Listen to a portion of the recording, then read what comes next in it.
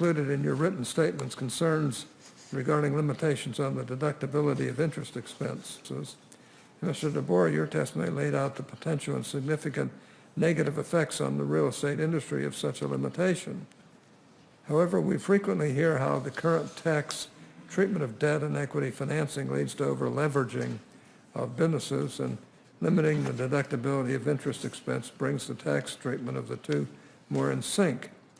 I'd like your respective thoughts on that, Mr. Lewis and Mr. DeBoer, if you could do it for us.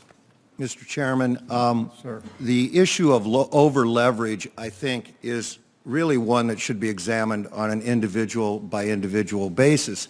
If there's over-leverage, it's a problem with the regulators that we're supposed to be determining whether someone had too much leverage, and we would prefer that the issue be dealt with there, not through the tax code. The use of debt is very, very important for all businesses, not just startup businesses and not just small businesses, but all businesses that need this kind of flexibility to use debt.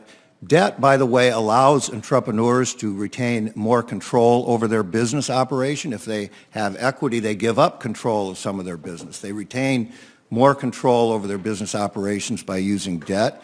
It's something that historically has been recognized as a cost of doing business, like other costs of doing business, and we really see no reason to adjust it through the tax code. That's not to say that we think that people should be over-leveraged or that businesses should be over-leveraged. They shouldn't be. There should be governors on that, and there's other parts of the government should act. By the way, in the real estate industry, from a macro point of view, I believe our industry is now levered at about 60%.